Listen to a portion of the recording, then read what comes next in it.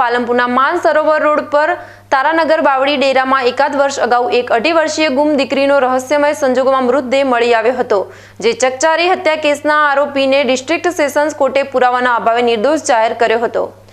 પાલનપુરમાં માનસરોવર ફાટક પાસે તારાનગર બાવડી ડેરામાંથી ડિસેમ્બર 2023માં 18 વર્ષની બાળકી ગુમ થઈ ગઈ હતી, જે ગુમ બાળકીની 2 કલાકની શોધખોળના અંતે ઘર નજીક અવાવરૂ જગ્યાએથી લાશ મળતા બાવરી પરિવારમાં રોકકળ મચી ગઈ હતી।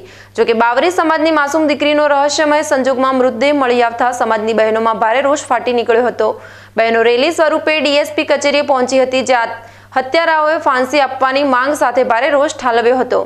આ બહુચર્ચિત કેસમાં બાળકીને ઘરે સૂતેલી હાલતમાં લઈ જઈ મોતને ઘાટ ઉતારનાર 29 વર્ષીય આરોપી રવિભાઈ લક્ષ્મણભાઈ વઢિયારને ઝડપી લીધો હતો, જે કેસ ડિસ્ટ્રિક્ટ એન્ડ સેશન્સ કોર્ટમાં ચાલી જતા કોર્ટે કેસમાં કોઈ આઈ વિટનેસ ન હોય પુરાવાના અભાવે આરોપીને નિર્દોષ જાહેર કર્યો હતો।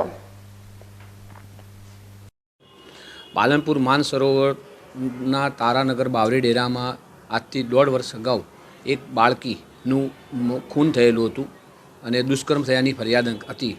તે કેસમાં આરોપી રવિ લક્ષ્મણ બાવરીને શકના આધારે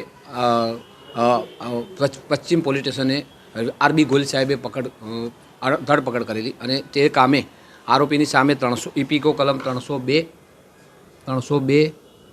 364, 447 અને 201 મુજબની ગુનાની ફરિયાદ નોંધાઈ હતી અને તે કેસ નામદાર સેશન્સ કોર્ટ ડિસ્ટ્રિક્ટ જજ SK બક્ષી સાહેબની કોર્ટમાં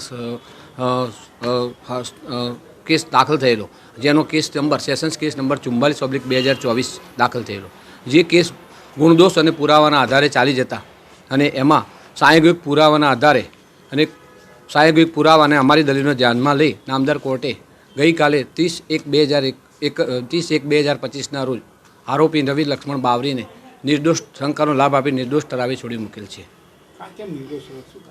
આમાં કોઈ આઈ વિટનેસ નહોતો અને કોઈ એવા કોઈ પુરાવા નહોતા। રિકન્સ્ટ્રક્શનના પંચો પણ એ કોઈ સમર્થન નહોતા કરતા અને ફરિયાદી પક્ષના કોઈ પણ સમર્થન પુરાવા ન હોય, જેના કારણે આરોપીને અમારી દલીલોને અને અમે રજૂ કરેલા સાઇટેશનને ધ્યાનમાં રાખી નામદાર કોર્ટે નિર્દોષ ઠરાવી છોડી મૂકી। આમ પાલનપુરમાં ચકચારી બનેલા માસૂમ દીકરીના મર્ડર કેસનો આરોપી પૂરતા પુરાવાના અભાવે નિર્દોષ છૂટ્યો હતો।